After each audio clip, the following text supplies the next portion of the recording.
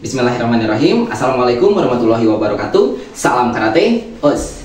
Oke, hari ini Senpai mau menceritakan tentang seorang pejuang legendaris yang benar-benar bertarung tanpa lengan, tapi menggunakan dua pedang yang menancap pada kedua lengannya. Serius, ini bukan anime, bukan film. Ini kisah nyata. Namanya adalah Galvarino.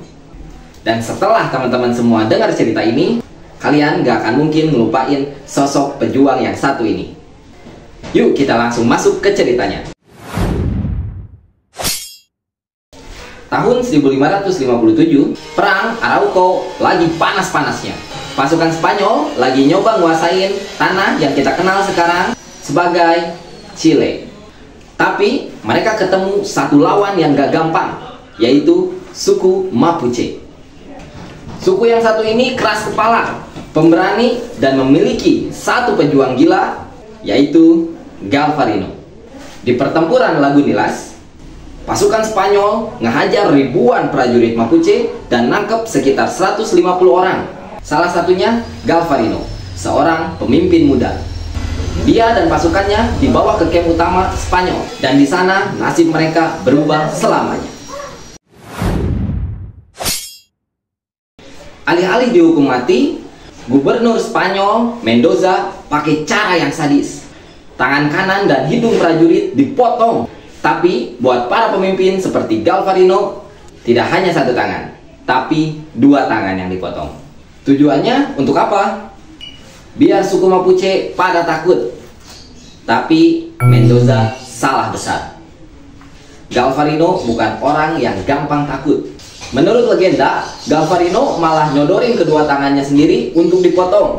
Bahkan dia sampai minta langsung dibunuh saja. Tapi Mendoza nggak mau. Akhirnya dia dibebasin agar mengirim pesan pada sukunya supaya menyerah. Tapi Galvarino nggak ngeluh dan langsung pergi dengan tangan yang sudah hilang. Dia balik ke sukunya, ngadep jenderal mereka, dan bukannya minta nyerah, tapi dia malah ngomong, "Kenapa kalian malah berhenti bertarung? Lihat apa yang telah mereka lakukan pada kita. Pertarungan ini belum selesai." Gara-gara keberaniannya ini, Galvarino diangkat menjadi komandan. Tapi dia nggak puas cuma jadi motivator. Dia pengen turun langsung ke medan perang dan mencabik-cabik para pasukan Spanyol.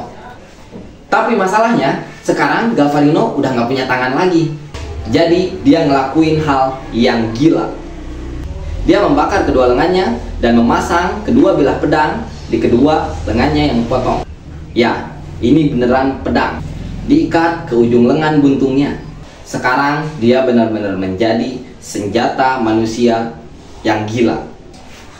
Coba deh kalian bayangin, kalian jadi pasukan Spanyol dan ngelihat orang tanpa lengan lari ke arah kalian, melompat dan mencabik.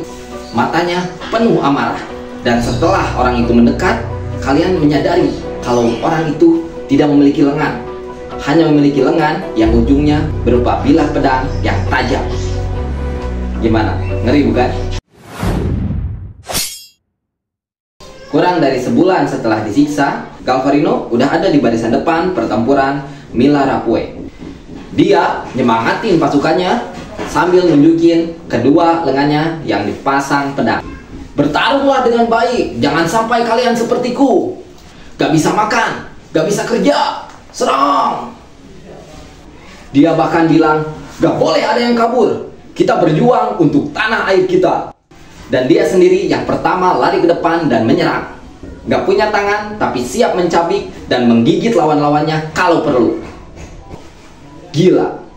Sayangnya, meski semangatnya luar biasa, strategi Mapuche tidak jalan dengan baik.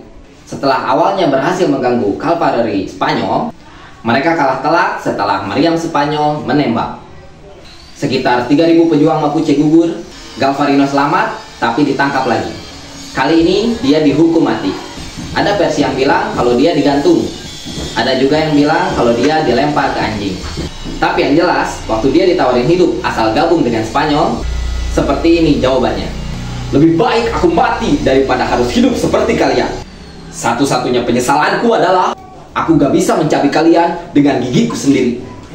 Galvarino akhirnya gugur. tapi semangatnya terus hidup. Mapuche terus melawan hingga lebih dari 100 tahun. Dia bukan cuma pejuang, dia simbol perlawanan, simbol keberanian, dan simbol kegilaan yang dilandasi dengan cinta tanah air. Kita mungkin nggak bisa seperti Galvarino, tapi kita bisa belajar dari mentalitasnya. Sebagai seorang karateka, Senpai sangat belajar banyak dari kisah Galvarino ini. Makanya Senpai semangat sekali untuk membagikan ini ke teman-teman semua. Banyak pelajaran-pelajaran yang sama seperti nilai-nilai yang diajarkan dalam karate, seperti Zanshin, Fudoshin. Jangan pernah menyerah, jangan pernah tunduk, dan kalau kamu berjuang untuk sesuatu yang kamu percaya, kasih segalanya. Terima kasih sudah nonton sampai akhir. Jangan lupa like, comment, share, dan subscribe agar kalian dapetin video-video terbaru dari Senpai. Semoga video ini bermanfaat dan menambah wawasan kalian. Dojo Alpha mengukir sejarah di setiap gerakan. Cepat, cerdas, kuat. Salam karate. Us.